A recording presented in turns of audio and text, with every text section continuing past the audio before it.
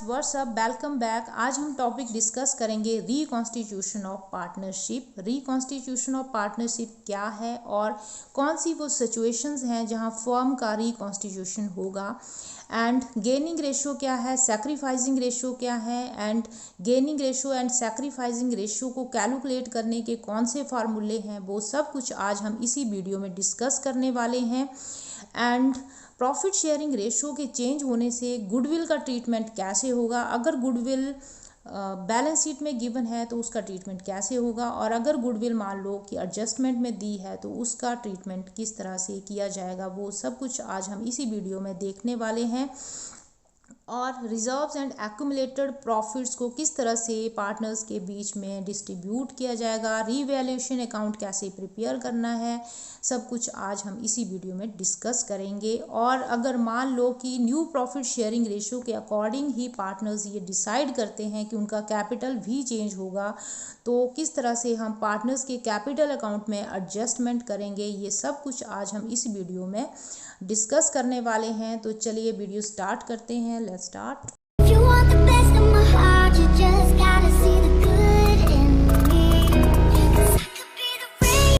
Constitution of partnership firm. कोई भी partnership firm एक एग्रीमेंट के थ्रू बनती है, एक एग्रीमेंट बनाया जाता है और पार्टनरशिप फर्म एग्रीमेंट के थ्रू बनेगी। अब मान लो एग्रीमेंट में कोई चेंजेस हो जाते हैं, एग्रीमेंट की टर्म्स एंड कंडीशंस जो हैं वो कुछ चेंज हो जाती हैं, तो उससे एक न्यू एग्रीमेंट क्रिएट हो जाएगा, न्यू एग्रीमेंट बन जाएगा और जो ओल्ड एग्रीमेंट था वो ख़त्म हो जाएगा और एक नया एग्रीमेंट बन जाएगा। तो इस तरह से एक नया एग्रीमेंट जब बन जाता है तो उसे हम रिकॉन्स्टिट्यूशन ऑफ पार्टनरशिप फर्म कहेंगे। अब रिकॉन्स्टिट्यूशन ऑफ पार्टनरशिप फर्म का मतलब ये नहीं है कि जो पार्टनरशिप बिजनेस है वो ख़त्म हो गया, पार्टनरशिप बिजनेस कंटिन्यू रहेगा, लेकिन जो पार्टनर्स के बीच का रिलेशन है, पार्टनर्स के बीच का जो एग्रीमेंट है, टर्म एंड कंडीशंस हैं, वो चेंज हो जाती हैं, तो उसको हम रिकॉन्स्टिट्यूशन ऑफ पार्टनरशिप फर्म कहेंगे। Any change in the agreement और relation of the partners will result in the reconstitution of partnership firm. सिर्फ पार्टनर्स के बीच का जो रिलेशन है, जो उनकी टर्म एंड कंडीशंस हैं, वो चेंज होंगी, बिजनेस कंटिन्यू रहेगा। अब हम देख लेते हैं कि कौन कौन से केसेस हो सकते हैं जहां पर रिकॉन्स्टिट्यूशन ऑफ फर्म होगा। तो फर्स्ट है change in profit sharing ratio of the existing partners. अगर एग्जिस्टिंग पार्टनर्स के बीच का प्रॉफिट शेयरिंग रेशो चेंज हो जाता है तो उसके कारण भी रिकॉन्स्टिट्यूशन ऑफ पार्टनरशिप होगा। जैसे कि मान लो कि 3 पार्टनर्स हैं, ए, बी एंड सी, और उनका जो प्रॉफिट शेयरिंग रेशो था वो 3:2:1 था, और अब उसमें कुछ चेंजेस हो गए हैं। जैसे कि अब मान लो उनका जो प्रॉफिट शेयरिंग रेशो है वो 1:1:1 हो गया है। तो अब यहाँ पर कुछ पार्टनर्स ऐसे होंगे जो सैक्रिफाइस कर रहे हैं और कुछ पार्टनर्स ऐसे होंगे जो गेन कर रहे होंगे। जैसे कि मान लो प्रॉफिट फर्म का पहले 18,000 का प्रॉफिट है, तो अगर हम ओल्ड रेशो के हिसाब से अगर डिस्ट्रीब्यूट करते हैं ए, बी और सी में, तो ये आ जाएगा ओल्ड रेशो के हिसाब से 3:6, ये ए का पार्ट आ जाएगा इधर, एंड ए को मिलेंगे 9,000 रुपीज़, बी को 18,000 के 2 रेशो है उसकी, तो इसका पार्ट आ जाएगा 6,000, और इसी तरह से 1 यहाँ पर 3,000 सी को मिलेंगे। ओल्ड रेशो के हिसाब से उनको जो प्रॉफिट में शेयर मिलेगा वो 9,000, 6,000 एंड 3,000 मिलेंगे, लेकिन क्योंकि अब रेशो चेंज हो गई है तो 18,000 के प्रॉफिट को इक्वली डिस्ट्रीब्यूट किया जाएगा। अब इसको 18,000 मल्टीप्लाई 1/3 किया जाएगा और हर एक पार्टनर को 6,000 के हिसाब से ये मिलेंगे, प्रॉफिट मिलेगा, 6,000 रुपये तीनों को मिलेगा, ए, बी और सी को। अब यहाँ पर हम देखेंगे कि पहले ए को 9,000 का प्रॉफिट मिल रहा था, अब 6,000 का प्रॉफिट उसको मिल रहा है, यानी कि ए 9,000 माइनस 6,000 उसको 3,000 लॉस हो रहा है, ठीक है। वो सेक्रीफाइस कर रहा है। बी को पहले 6 मिल रहा था, अभी भी 6 मिल रहा है, ठीक है। तो इसको कोई भी यहाँ पर ना प्रॉफिट हुआ ना लॉस हुआ। और सी पार्टनर है, उसको पहले 3000 मिल रहे थे, ठीक है, अब वो 6000 रिसीव कर रहा है। तो इट मीन्स कि उसको 3000 रुपीज़ प्रॉफिट के एक्स्ट्रा मिल रहे हैं इधर न्यू प्रॉफिट शेयरिंग रेशियो के अकॉर्डिंगली, ठीक है। तो अब यहाँ पर ए सैक्रिफाइस फीस, क्योंकि अब उसे 6000 रुपये मिल रहे हैं, और सी पार्टनर यहाँ पर गेन कर रहा है क्योंकि उसको पहले 3 मिल रहे थे, अब उसको 6000 रुपीज़ प्रॉफिट शेयरिंग रेशियो में, मतलब 3000 रुपये ज़्यादा मिल रहे हैं। तो इस केस में एक पार्टनर गेन कर रहा है और एक पार्टनर सेक्रीफाइस कर रहा है। तो ये ज़्यादातर उस केस में एग्जिस्टिंग पार्टनर्स के बीच का जो रेशियो है उस केस में ज़्यादातर चेंज होता है जब इनकी कैपिटल में कुछ चेंजेस हो जाते हैं। मान लो सी कुछ और कैपिटल यहाँ पर लेकर आ रहा है, फर्दर कैपिटल लेकर आ रहा है, तो अब ये डिसाइड हो गया कि पहले उसको कम पार्ट प्रॉफिट में मिल रहा था, अब वो इक्वली प्रॉफिट शेयरिंग रेशो इनका हो गया है, मतलब इक्वली वो पार्ट ले रहा है अदर पार्टनर्स की तरह। हो सकता है कि सी ज़्यादा कैपिटल लेकर आया हो और ज़्यादा फर्दर कैपिटल उसने लगाई हो। तो अगर कैपिटल में कुछ चेंजेस होते हैं तो उस टाइम फिर एग्जिस्टिंग पार्टनर्स के बीच का जो प्रॉफिट शेयरिंग रेशो है वो चेंज हो जाता है। और प्रॉफिट शेयरिंग रेशो के चेंज होने का मतलब है कि टर्म एंड कंडीशंस एग्रीमेंट की चेंज हो रही हैं। पहले ये रेशो थी, अब ये हो गई है, तो इसको हम कहेंगे रिकॉन्स्टिट्यूशन ऑफ पार्टनरशिप फर्म। दूसरा केस हो सकता है जब admission of a new partner, एक नया पार्टनर पार्टनरशिप फर्म में एडमिट हो रहा है। मान लो ए एंड बी दो पार्टनर हैं और एक नया पार्टनर सी उसको as a new partner admit किया जा रहा है। तो यहाँ पर न्यू पार्टनर को एडमिट करने के कई कारण हो सकते हैं, जैसे कि जो मैनेजरियल स्किल है, हो सकता है कि सी की ज़्यादा हो या फिर सी कैपिटल ज़्यादा लेकर आ रहा हो। तो मैनेजरियल स्किल को बढ़ाने के लिए या फिर अपनी फर्म में ज़्यादा कैपिटल एम्प्लॉय करने के लिए ए और बी ने डिसाइड किया है कि वो सी को पार्टनरशिप फर्म में एडमिट करेंगे। और ये यहाँ पर ज़रूरी होता है कि सभी पार्टनर्स की कंसेंट ज़रूरी है किसी भी नए पार्टनर को एडमिट करने के लिए, ठीक है। तो मान लो कि पहले ए और बी के बीच का जो रेशो था 2:1 था, अब न्यू पार्टनर सी आ गया, अब इसको मान लो 1/4 शेयर ऑफ प्रॉफिट मिलेगा। तो इससे क्या होगा कि टर्म एंड कंडीशंस चेंज हो जाएंगी, पुराने एग्रीमेंट की जगह नया एग्रीमेंट बन जाएगा, और नया एग्रीमेंट बन रहा है तो इट मीन्स कि रिकॉन्स्टिट्यूशन ऑफ पार्टनरशिप होगी। और नेक्स्ट केस हो सकता है रिटायरमेंट ऑफ ए पार्टनर। तो कोई भी पार्टनर सभी पार्टनर्स की कंसेंट से रिटायर हो सकता है, या फिर इसके रिगार्डिंग कोई एक्सप्रेस एग्रीमेंट हो, या फिर पार्टनरशिप में कुछ इस तरह से पहले से डिसाइड हो कि कोई नोटिस वगैरह देकर कोई पार्टनर रिटायरमेंट ले सकता है। तो उस केस में भी अगर मान लो कोई पार्टनर पार्टनरशिप फर्म से रिटायर हो रहा है तो वहाँ पर फिर जो रिमेनिंग पार्टनर्स होंगे उनके बीच जो एग्रीमेंट है वो चेंज हो जाएगा। जैसे कि मान लो ए बी सी 3 पार्टनर थे और यहाँ से मान लो ए पार्टनर रिटायर हो रहा है, ठीक है। तो ए रिटायरमेंट ले रहा है इधर, अब इनका जो रेशो था पहले वो 2:1 था। अब बी एंड सी दो ही पार्टनर रह जाएंगे और ये बिजनेस को कंटिन्यू रखेंगे, और वो डिसाइड करते हैं कि हम अब रेशो या तो 1:1 ही रखेंगे, या फिर इन्होंने रेशो अब आपकी 2:1 कर दी। तो इस तरह से जो रेशो है वो चेंज होगी, प्रॉफिट शेयरिंग रेशो, और इससे एग्रीमेंट भी एक नया एग्रीमेंट क्रिएट हो जाएगा। और नए एग्रीमेंट क्रिएट होने का मतलब है कि रिकॉन्स्टिट्यूशन ऑफ पार्टनरशिप फर्म। इससे टर्म एंड कंडीशंस जब चेंज हो रही है, मतलब कि पार्टनर्स के बीच का जो रिलेशन है वो चेंज हो रहा है, तो रिकॉन्स्टिट्यूशन ऑफ न्यू एग्रीमेंट हो जाएगा, रिफॉर्म हो जाएगा, नया एग्रीमेंट बन जाएगा। अब नेक्स्ट केस होगा डेथ ऑफ ए पार्टनर।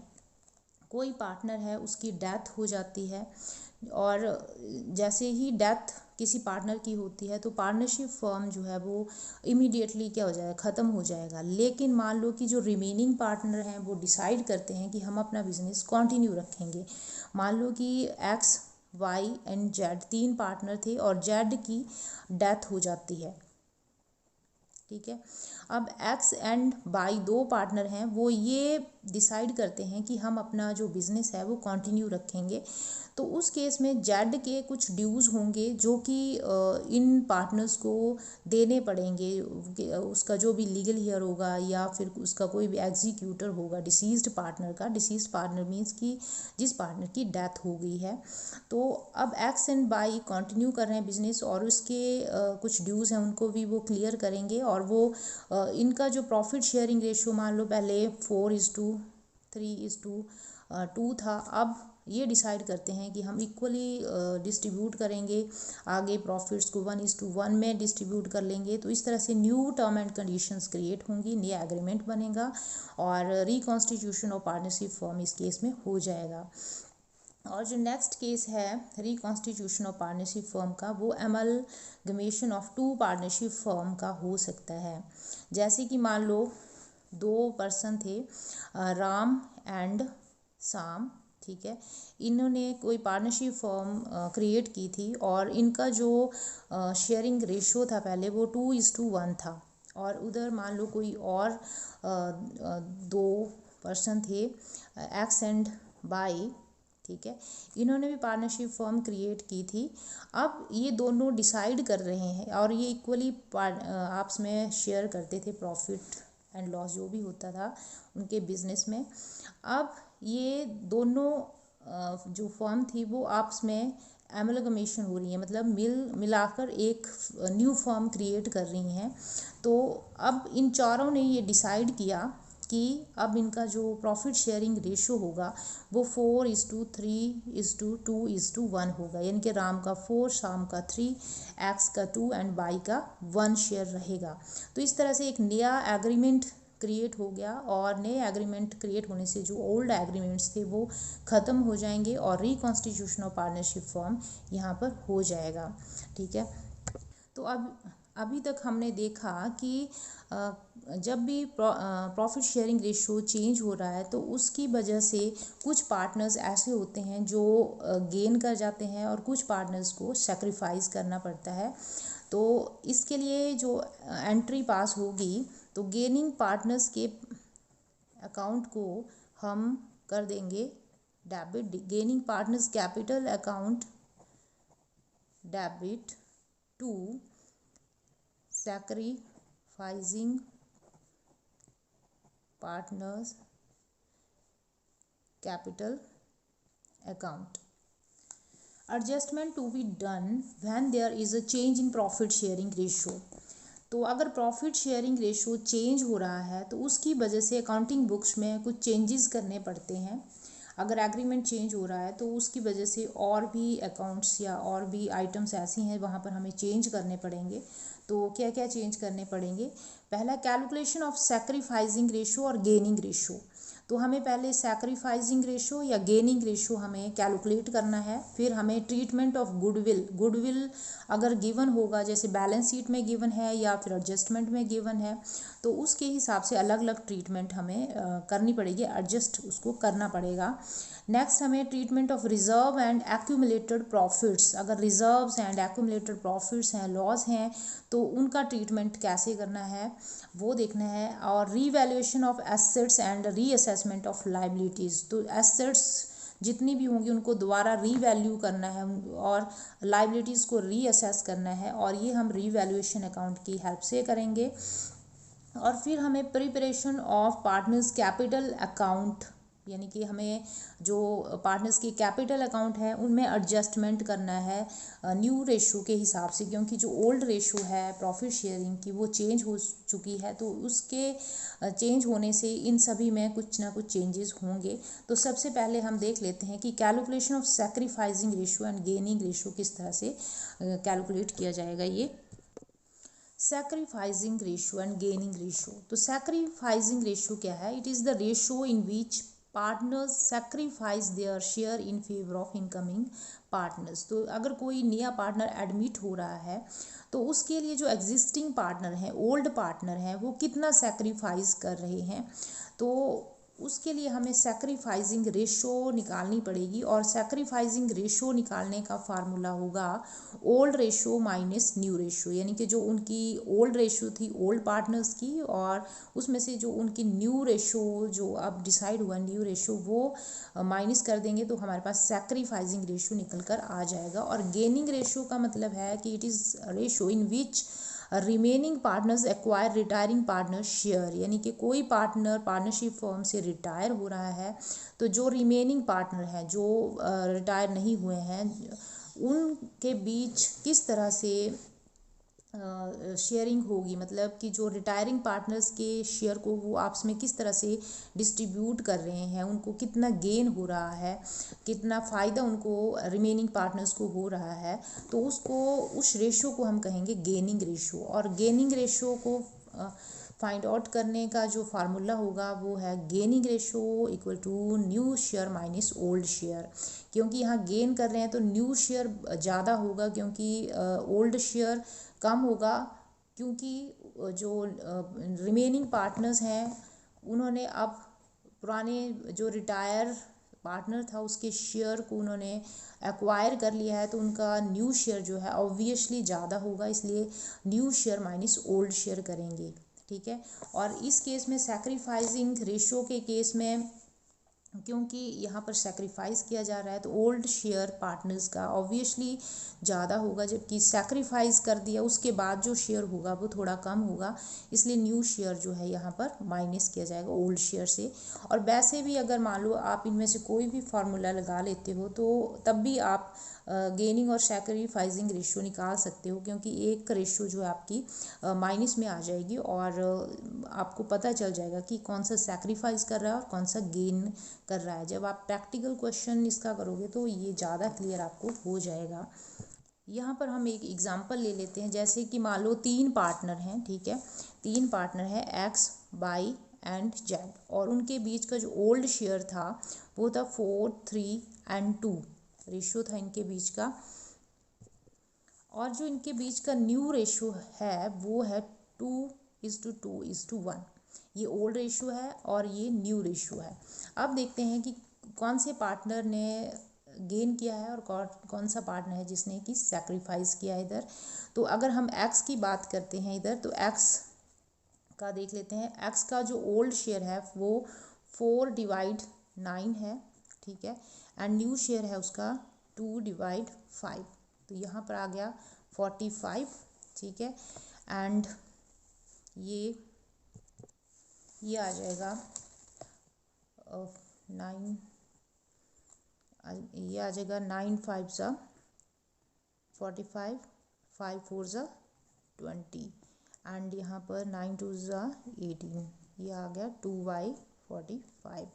इसी तरह से बाई का निकालेंगे। ओल्ड शेयर था 3/9 एंड जो न्यू शेयर है वो 2/5 है, और एलसीएम लिया 45, 9 5 ज़ा 45 एंड 5 3 ज़ा 15।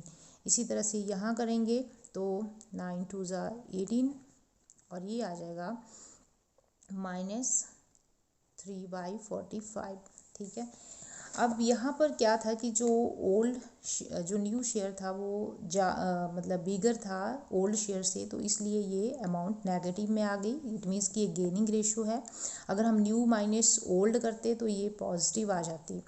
अब जेड का शेयर है 2/9, जो ओल्ड शेयर है 2/9 है, एंड जो इसका न्यू शेयर है वो 1/5 है, ठीक है, और ये आ गया 45 एलसीएम, ये 10 - 9 एंड ये आ गया 1/45, ठीक है।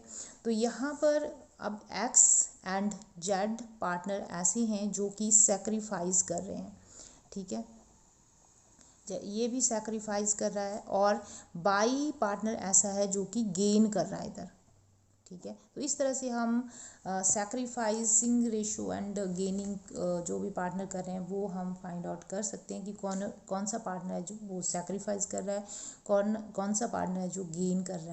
ट्रीटमेंट ऑफ गुडविल, अगर प्रॉफिट शेयरिंग रेशो में चेंज हो रहा है तो उस टाइम गुडविल किस तरह से एडजस्ट की जाएगी। तो अगर गुडविल बैलेंस शीट में दिखाई गई होगी, when existing goodwill appearing in the books of firm means in the balance sheet, अगर गुडविल फर्म की बुक्स में बैलेंस शीट में दिखाई गई होगी तो इट मीन्स कि वो एग्जिस्टिंग गुडविल है, वो परचेज बिजनेस था। और क्योंकि हमें पता है कि परचेज बिजनेस की गुडविल को ही हम अकाउंटिंग बुक्स में दिखा सकते हैं। तो अगर पहले से ही कोई गुडविल बैलेंस शीट के एसेट साइड में दिखाई जा रही है तो उस गुडविल को, उस एग्जिस्टिंग गुडविल को हमें राइट ऑफ करना होगा, ठीक है, ख़त्म करना होगा। और राइट ऑफ करने के लिए एंट्री होगी old partners capital account debit to goodwill account, यानी कि जो ओल्ड पार्टनर थे उनमें वो गुडविल राइट ऑफ हो जाएगी, यानी कि उनके जो कैपिटल अकाउंट हैं उनको हम डेबिट कर देंगे, यानी कि फर्म की जो लाइबिलिटी है कैपिटल के रिगार्डिंग वो कम हो रही है इधर, तभी हम कैपिटल को डेबिट कर रहे हैं। अगर कैपिटल क्रेडिट होता है तो लाइबिलिटी बढ़ती है, और अगर कैपिटल अकाउंट डेबिट हो रहे हैं तो लाइबिलिटी फर्म की कम हो रही है। तो यहाँ पर हम ओल्ड पार्टनर्स कैपिटल अकाउंट को डेबिट करेंगे और गुडविल को हम करेंगे क्रेडिट। गुडविल क्योंकि एसेट है, पहले इसको हमने डेबिट किया होगा जब एसेट्स बनी थी ये। अब गुडविल को अगर हम क्रेडिट कर रहे हैं तो इट मीन्स कि वो ख़त्म हो रही है एसेट्स, गुडविल को क्रेडिट किया जा रहा है, जबकि गुडविल एसेट थी उसको डेबिट किया था, अब उसको क्रेडिट कर रहे हैं।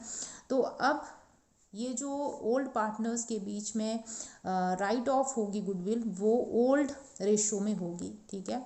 जो भी गुडविल डिस्ट्रीब्यूट होगा अमंग द ओल्ड पार्टनर्स वो ओल्ड प्रॉफिट शेयरिंग रेशो में होगा, क्योंकि ये जो गुडविल थी वो बिलोंग्स कर रही थी ओल्ड पार्टनर्स को, तो न्यू पार्टनर्स का इससे कोई लेना देना नहीं है। तो ओल्ड पार्टनर्स शेयरिंग रेशो में ही इसको राइट ऑफ किया जाएगा, ठीक है। अब दूसरा केस है when goodwill is given in the adjustment, अगर गुडविल बैलेंस शीट में नहीं गिवन है बल्कि एडजस्टमेंट में गिवन है तो इट मीन्स कि वो गुडविल सेल्फ जनरेटेड गुडविल है। और हमें पता है कि सेल्फ जनरेटेड गुडविल को ही हम अपनी अकाउंटिंग बुक्स में नहीं दिखाते, सिर्फ परचेज गुडविल को ही हम दिखाते थे। तो इस तरह की गुडविल अगर होगी तो उसका एडजस्टमेंट हम करेंगे, जो गेनर पार्टनर होगा उसके अकाउंट को हम करेंगे, कैपिटल अकाउंट को करेंगे डेबिट, और जो सैक्रिफाइसिंग पार्टनर्स है उसके अकाउंट को करेंगे क्रेडिट। और वो इसलिए करेंगे क्योंकि जो गेनर पार्टनर है वो कंपनसेट करेगा, वो कुछ ना कुछ कंपनसेट करेगा सैक्रिफाइसिंग पार्टनर को, क्योंकि जो सैक्रिफाइसिंग पार्टनर है उसको कुछ अब प्रॉफिट में हिस्सा कम मिलेगा, तो उसके लिए इसकी वजह से जो सैक्रिफाइसिंग पार्टनर है उसकी वजह से गेनर पार्टनर को कुछ फ़ायदा हुआ है, तो उसके लिए अब गेनर पार्टनर सैक्रिफाइसिंग पार्टनर को कुछ कंपनसेट करेगा। तो इसलिए गेनर पार्टनर कैपिटल अकाउंट को करेंगे डेबिट और इसको करेंगे सैक्रिफाइसिंग पार्टनर को करेंगे क्रेडिट। तो मान लो इस गेनर पार्टनर को 1000 रुपीज़ का यहाँ पर फ़ायदा हो रहा है, तो यहाँ 1000 से गेनर पार्टनर्स के कैपिटल अकाउंट को करेंगे डेबिट, और जो सैक्रिफाइसिंग पार्टनर है उसके कैपिटल अकाउंट को 1000 से करेंगे क्रेडिट। अब हम देखते हैं कि रिजर्व्स एंड एक्यूमुलेटेड प्रॉफिट अगर हैं तो प्रॉफिट शेयरिंग रेशो में चेंज होने से वो किस तरह से एडजस्ट किए जाएंगे। Treatment of reserves and accumulated profits, तो जितने भी प्रॉफिट्स होंगे all profits and free reserves should be credited to the partners capital account. तो क्योंकि ये जो रिजर्व्स एंड एक्यूमुलेटेड प्रॉफिट हैं वो ओल्ड पार्टनर्स से ही रिलेट करते हैं, जो न्यू पार्टनर्स अगर एडमिट किए जा रहे हैं तो उनका इन रिजर्व्स एंड एक्यूमुलेटेड प्रॉफिट में कोई भी हिस्सा नहीं होगा, चाहे लॉसेस होंगे उनमें भी न्यू पार्टनर्स का कोई भी हिस्सेदारी नहीं होगी, क्योंकि ये जो रिजर्व्स एक्यूमुलेटेड प्रॉफिट हैं या लॉसेस हैं इनमें हिस्सेदारी सिर्फ ओल्ड पार्टनर्स की है, उन्होंने ही एफर्ट्स करके ये अर्न किए हुए हैं। तो ये ज़रूरी है कि इनको ओल्ड पार्टनर्स के बीच डिस्ट्रीब्यूट कर दिया जाए, और वो भी डिस्ट्रीब्यूशन भी इनका ओल्ड शेयरिंग रेशो में ही होगा। तो जितने भी प्रॉफिट्स होंगे और जितने भी फ्री रिजर्व्स होंगे उनको हम पार्टनर्स के कैपिटल अकाउंट में क्रेडिट कर देंगे, मतलब कि कैपिटल अकाउंट जो है उनको बढ़ा देंगे। एक तरह से लाइबिलिटी जो फर्म की है वो इनके रिगार्डिंग बढ़ जाएगी। और एंट्री क्या बनेगी, अब यहाँ पर रिजर्व्स मान लो कि जैसे कि जनरल रिजर्व है, ठीक है, general reserve account debit, profit and loss account debit, profit है ये, ठीक है, मान लो फर्म का। एंड इसी तरह से वर्कमैन कंपनसेशन रिजर्व्स हैं वो डेबिट हो गए। तो इन सब को डिस्ट्रीब्यूट कर देना है अमंग द ओल्ड पार्टनर्स, ठीक है। तो ओल्ड पार्टनर्स कैपिटल अकाउंट, कई बार यहाँ पर करंट अकाउंट भी आ जाता है। तो ये डिपेंड करेगा कि आप फिक्स्ड मेथड यूज़ कर रहे हो या फ्लक्चुएटिंग मेथड यूज़ कर रहे हो। अगर फिक्स्ड मेथड यूज़ किया जा रहा है तो यहाँ पर करंट अकाउंट आ जाएगा, अदरवाइज अगर फ्लक्चुएटिंग मेथड है तो वो सीधा ही कैपिटल अकाउंट लिख सकते हैं इधर हम, ठीक है। तो इस तरह से डिस्ट्रीब्यूशन हो जाएगा सभी प्रॉफिट्स का, रिजर्व्स का अमंग द ओल्ड पार्टनर्स, और ये जो डिस्ट्रीब्यूशन होगा वो ओल्ड रेशो में होगा, ठीक है, क्योंकि ये जो प्रॉफिट्स हैं वो ओल्ड पार्टनर से बिलोंग करते हैं और उनके ओल्ड रेशो में ही इनको डिस्ट्रीब्यूट किया जाएगा। और इसी तरह से मान लो कोई एक्यूमुलेटेड लॉसेस हैं, कोई फिक्टिशियस एसेट्स हैं, वो भी डेबिट करनी हमें पार्टनर्स कैपिटल अकाउंट में, उनको हम डेबिट कर देंगे। यानी कि जो लाइबिलिटी है फर्म की कैपिटल के रिगार्डिंग वो कम हो जाएगी जब कैपिटल अकाउंट को डेबिट किया जाएगा पार्टनर्स के। तो एंट्री बनेगी ओल्ड पार्टनर कैपिटल अकाउंट, यहाँ करंट अकाउंट आ जाएगा अगर फिक्स्ड मेथड यूज़ किया जा रहा है, डेबिट टू जैसे कि fictitious assets account, to preliminary expenses account, and deferred revenue expenditure हैं जैसे कि एडवर्टीजमेंट सस्पेंस क्रिएट किए हैं वो आ जाएंगे, या फिर मिशेलनियस एक्सपेंडिचर्स हैं उनको हम क्रेडिट कर देंगे इधर।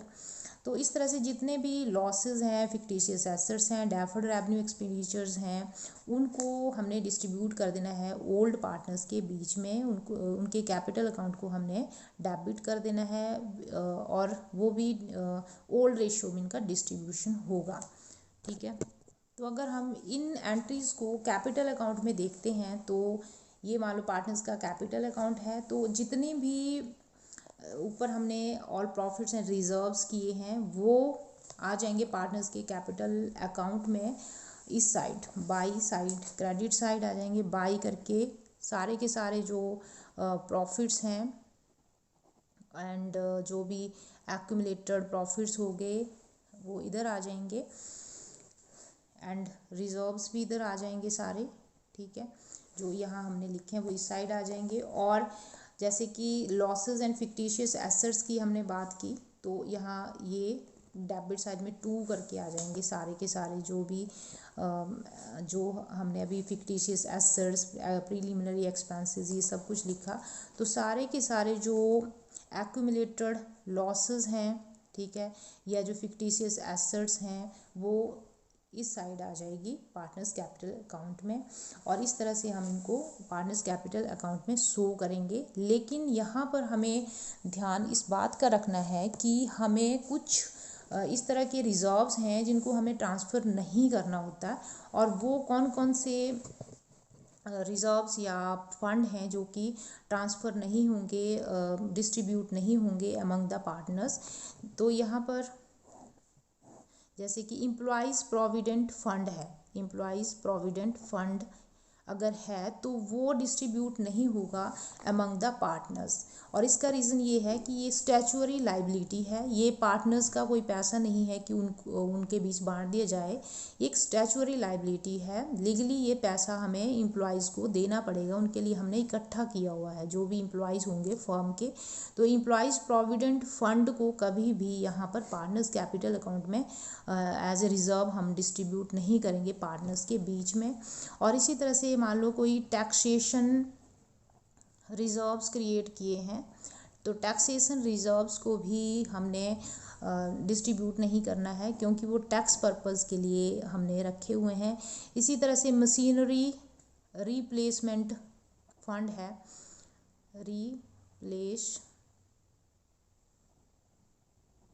फंड कोई हम क्रिएट कर रहे हैं तो वो भी इनमें डिस्ट्रीब्यूट नहीं होगा। या वर्कर्स प्रॉफिट शेयरिंग फंड है, वर्कर्स का कोई प्रॉफिट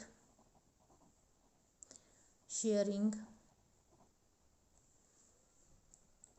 फंड है, तो वो भी यहाँ पर नहीं दिखाया जाएगा। तो इस तरह से हमने देखा कि employees provident fund, taxation reserves, machinery replacement fund हो गया, वर्कर्स प्रॉफिट शेयरिंग फंड है। तो ये कुछ आइटम्स हैं जो हमें नहीं कंसीडर करनी है, नहीं डिस्ट्रीब्यूट करनी है अमंग द पार्टनर्स, जब हम पार्टनर्स कैपिटल अकाउंट में सारे प्रॉफिट और रिजर्व्स को ट्रांसफ़र कर रहे होते हैं, डिस्ट्रीब्यूट कर रहे होते हैं। अगर मान लो कि पार्टनर्स ये डिसाइड करते हैं कि जो भी रिजर्व्स वगैरह हैं वो हमने आपस में डिस्ट्रीब्यूट नहीं करने हैं, बल्कि पार्टनरशिप फॉर्म में ही वो पैसा रहेगा, तो उस केस में फिर हम एक एंट्री पास करेंगे, gainer partners capital account debit to sacrificer partners capital account.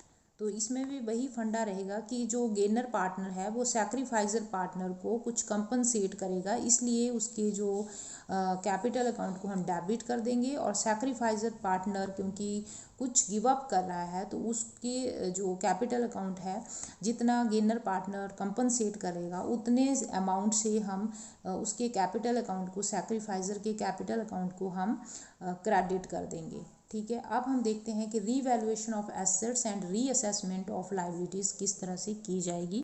भी कोई पार्टनर पार्टनरशिप फॉर्म में एडमिट होता है या फिर कोई पार्टनर रिटायर होता है, तो उस टाइम जो ओल्ड पार्टनर्स हैं उनके द्वारा सारी की सारी एसेट्स को रीवैल्यूड किया जाता है और लाइबिलिटीज़ को रीअसेस किया जाता है। तो इस तरह से जो रीवैल्यूएशन ऑफ एसेट्स होंगी एंड रीअसेसमेंट ऑफ लाइबिलिटीज़ होंगी वो रीवैल्यूएशन अकाउंट के थ्रू होंगी, और रीवैल्यूएशन अकाउंट को ही हम profit and loss adjustment account बोल देते हैं। तो इन दोनों अकाउंट्स में कोई फ़र्क नहीं है, सिर्फ नाम का ही फ़र्क है। तो अगर रीवैल्यूएशन अकाउंट लिखा है या P&L एडजस्टमेंट अकाउंट लिखा है तो सेम थिंग है, यहाँ पर पजल होने की कोई ज़रूरत नहीं। अब हम देखते हैं कि एंट्रीज़ किस तरह से पास होंगी रीवैल्यूएशन ऑफ एसेट्स के लिए और रीअसेसमेंट ऑफ लाइबिलिटीज़ के लिए, फिर इसके बाद हम इसका अकाउंट भी प्रिपेयर करेंगे। तो अगर कोई एसेट्स की वैल्यू इंक्रीज़ हो रही है, ठीक है, अगर एसेट्स की वैल्यू इंक्रीज़ हो रही है तो एंट्री बनेगी assets account debit to revaluation account, क्योंकि हमें पता है कि कोई एसेट जब इंक्रीज़ होती है तो एसेट का बैलेंस हमेशा डेबिट होता है।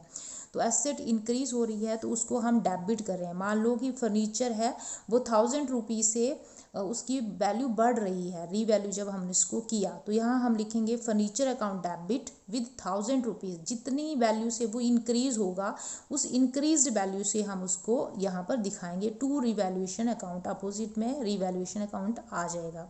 इसी तरह से मान लो कि एसेट की वैल्यू डिक्रीज़ हो रही है, कम हो रही है, तो अब वैल्यू कम होने का मतलब है कि एसेट कम हो रहा है, तो एसेट कम होना मीन्स कि उसको हम अपोजिट कर देंगे। अब एसेट अकाउंट को हमने क्रेडिट कर दिया और जितनी वैल्यू से वो एसेट कम हो रही है, मान लो कि मशीनरी है उसकी वैल्यू कम हो गई विद 2000 रुपीज़, तो जितनी डिक्रीज वैल्यू है वो यहाँ पर टू मशीनरी अकाउंट करके यहाँ पर हम दिखाएंगे 2000 एंड अगेंस्ट में हम रीवैल्यूएशन अकाउंट 2000 से डेबिट कर देंगे।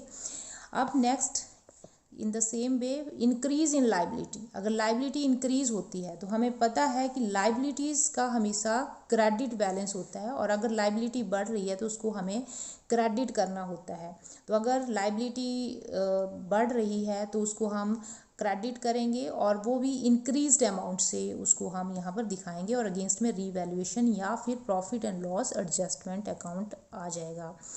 और मान लो लाइबिलिटीज़ कम हो रही है, ठीक है, तो उसको हम अपोजिट कर देंगे, जैसे हम एसेट्स में कर रहे थे। लाइबिलिटी जब बढ़ रही है तो उसको क्रेडिट किया, और जब कम हो रही है तो उसको हम डेबिट करेंगे, और जितनी अमाउंट से लाइबिलिटी कम होगी उतनी अमाउंट से हम यहाँ पर इसको डेबिट करेंगे और अगेंस्ट में रीवैल्यूएशन लिख देंगे।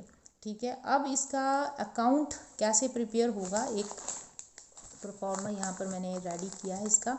तो रीवैल्यूएशन अकाउंट इस तरह से बनाया जाएगा।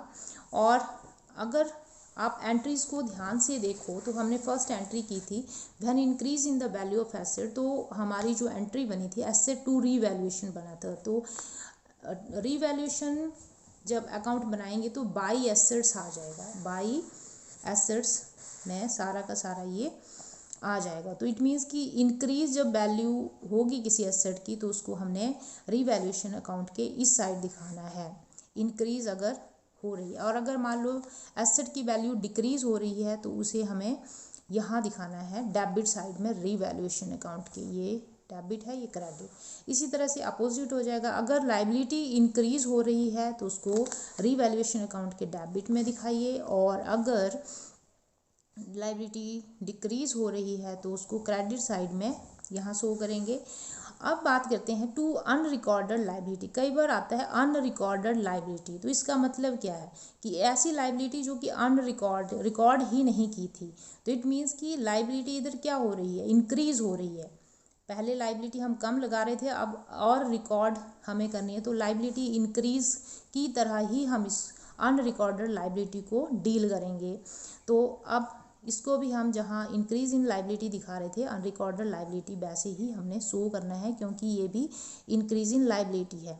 ठीक है, और सेम अगर हम एसेट्स में देखें अनरिकॉर्डेड एसेट, तो इट मीन्स कि एसेट रिकॉर्ड ही नहीं हुई थी। अगर हम रिकॉर्ड करते हैं तो क्या होगा, एसेट्स बढ़ जाएगी, और अगर एसेट्स बढ़ती है तो हम इसको क्रेडिट साइड में दिखा रहे हैं रीवैल्यूएशन अकाउंट में। तो अगर अनरिकॉर्डेड एसेट्स है तो यहाँ हम इसको शो करेंगे, और इस तरह से दोनों साइड का बैलेंस हम करेंगे। अगर इस यहाँ का बैलेंस आता है, क्रेडिट साइड का बैलेंस ज़्यादा आता है और यहाँ पर बैलेंस आता है, तो ये प्रॉफिट होगा जो कि ट्रांसफ़र हो जाएगा ओल्ड पार्टनर्स के बीच में, ओल्ड पार्टनर्स कैपिटल अकाउंट में, और वो भी ओल्ड रेशो में। ये ध्यान रखना आपने, ओल्ड रेशो में होगा, क्योंकि ये सारी एसेट्स और लाइबिलिटीज़ किस से बिलोंग कर रही हैं, ओल्ड पार्टनर से बिलोंग कर रही हैं। तो इसलिए ओल्ड पार्टनर्स के बीच में ही डिस्ट्रीब्यूट होगी, और वो भी ओल्ड रेशो में।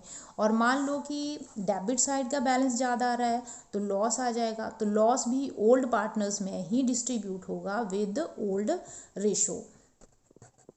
तो अब हम देख लेते हैं कि प्रॉफिट शेयरिंग रेशो में चेंज होने से कैपिटल्स में किस तरह से एडजस्टमेंट किया जाएगा।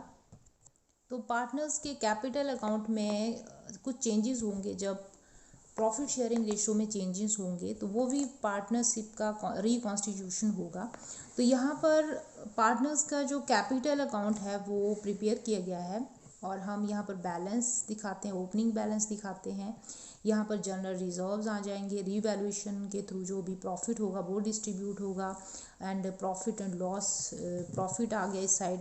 यहाँ पर ड्राइंग्स, इंटरेस्ट ऑन ड्राइंग, इस तरह से आइटम्स आती हैं। तो इस तरह से हमें पता है कि साइड बैलेंस आ जाता है, टू बैलेंस कैरिड ऑन करके बैलेंसिंग फिगर। तो यहाँ तक तो कैपिटल अकाउंट सेम ही जाएगा जैसे हम करते आ रहे हैं, लेकिन आगे थोड़ा चेंज हो, क्योंकि रेशो चेंज हो गई है, और पार्टनर्स ये डिसाइड करते हैं कि वो अब अपना जो कैपिटल है उसको भी एडजस्ट करेंगे। अगर वो डिसाइड करते हैं कि एडजस्ट नहीं करना है फिर तो ठीक है, यही कैपिटल रहेगी। लेकिन पार्टनर्स के बीच में ये निर्णय हुआ कि उनकी जो कैपिटल है वो भी न्यू प्रॉफिट शेयरिंग रेशो के अकॉर्डिंग चेंज करनी है उनको।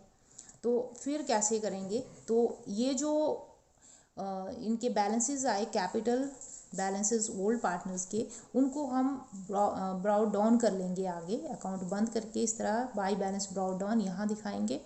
फिर जो टोटल आएगा उसको डिस्ट्रीब्यूट करेंगे। तो हम एक एग्जांपल ले लेते हैं इधर। मान लो कि जो इनकी कैपिटल थी ओल्ड वो है 15,000 रुपये, ठीक है, एक्स की 15,000 रुपये कैपिटल आ रही है, एंड बाई की 10,000 है, ये एज्यूम कर रहे हैं हम। और जो जेड की कैपिटल है वो 5000 रुपीज़ है। तो इस तरह की इनकी कैपिटल है। अब इन्होंने एक्स वाई एंड जेड ने ये डिसाइड किया कि हमारी जो न्यू प्रॉफिट शेयरिंग रेशो है, और हम अज्यूम करते हैं कि इनका जो न्यू प्रॉफिट शेयरिंग रेशो है अब इन्होंने इक्वल कर दिया है कि हम इक्वली सारा का सारा जो प्रॉफिट या लॉस होगा उसको शेयर करेंगे। तो इस न्यू रेशियो के अकॉर्डिंग ही वो अपने जो कैपिटल है उसको भी एडजस्ट करना चाहते हैं। तो अगर एडजस्ट नहीं करना फिर तो यहाँ तक ही ये वैसे ही बनेगा कैपिटल अकाउंट। अगर एडजस्ट करना है, ये डिसाइड हुआ है, तो फिर एडजस्ट कैसे करेंगे? तो ये जो बैलेंस है इनको हम यहाँ पर ले आएंगे। ये 15,000 रुपये इधर, 10,000 बाई का ब्राउट डाउन हो गया, ठीक है, और ये 5,000 जेड का यहाँ पर ब्राउट डाउन हो गया सेम। अब इन तीनों का जो कैपिटल है उसको हमें ऐड करना है, ठीक है। तो ऐड करेंगे हम इसको, तो इनका टोटल आ जाएगा 15 + 10 + 5 30,000 का प्रॉफिट है। अब इसको हम इक्वली इस रेशो के हिसाब से कैपिटल को एडजस्ट करेंगे, तो ये आ जाएगा 1/3। तो ये 10,000, यानी कि हर एक पार्टनर्स का जो कैपिटल है वो कितना आ जाएगा, 10,000 आ जाएगा। तो यहाँ पर हम लिखेंगे टू बैलेंस कैरिड ऑन, पहले लिख लेंगे, और यहाँ पर 10,000 10,000 एंड 10,000 लिख देंगे, क्योंकि ये डिसाइड हुआ है तीनों के बीच की हम जो अपनी कैपिटल है शेयरिंग रेशियो के हिसाब से एडजस्ट करेंगे। तो शेयरिंग रेशियो अगर इक्वल है तो कैपिटल भी फिर इक्वल हो जाएगी। तो हमने जो ओल्ड कैपिटल थी उसको हमने किया प्लस, और फिर न्यू रेशियो के हिसाब से उसको हमने यहाँ पर डिस्ट्रीब्यूट कर लिया 10-10 हज़ार रुपये आगे। अब हम इनका बैलेंसिंग फिगर निकालेंगे, ठीक है। तो यहाँ पर देखिए ये 15,000 रुपये आ रहा है एक्स का, यहाँ पर आ जाएगा नीचे 15,000 रुपीज़, और यहाँ 10,000 है, तो यहाँ पर 15,000 रुपये नीचे, और ये 5,000 टू कैश आ जाएगा एक्स के कॉलम में, ठीक है।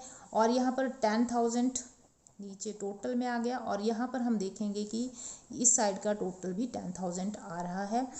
तो यहाँ पर जो जेड है, जेड का टोटल 5,000 आ रहा है, जबकि डेबिट साइड का टोटल 10,000 रुपीज़ आ रहा है। तो यहाँ पर 10,000 एंड जो बैलेंसिंग फिगर है वो 5,000 आ गया। तो यहाँ पर ये जो बैलेंसिंग फिगर आए एक्स के कॉलम में और जेड के कॉलम में, तो 5,000 रुपीज़ जेड यहाँ पर लेकर आएगा फॉर्म में, जबकि जो एक्स है वो 5,000 विड्रॉ कर लेगा, ठीक है। तो इसलिए यहाँ पर टू कैश जो है वो यहाँ पर डेबिट साइड में इसको कैपिटल अकाउंट में दिखाया गया है। और एक बात हमें ध्यान इधर ये रखनी है कि वैसे तो इसको हम कैश अकाउंट के थ्रू ही बैलेंसिंग फिगर को दिखाएंगे, लेकिन अगर क्लियरली ये मेंशन है क्वेश्चन में कि आप ये जो बैलेंस है उसको करंट अकाउंट के थ्रू शो करो, तो आपने इसको फिर बैलेंसिंग फिगर को करंट अकाउंट के थ्रू दिखाना है। तो अगर क्लियरली गिवन है क्वेश्चन में तो करंट अकाउंट के थ्रू इसको शो कर दो, और अगर कुछ भी क्वेश्चन में मेंशन नहीं है तो आप फिर टू कैश और बाई कैश करके इस बैलेंसिंग फिगर को इस तरह से एडजस्ट कर सकते हो। तो आई होप आपको ये सारे कॉन्सेप्ट्स क्लियर हो गए होंगे। तो वीडियो को लाइक करें, शेयर करें, एंड रैंकर्स कोचिंग चैनल को सब्सक्राइब करना ना भूलें। Thanks for watching.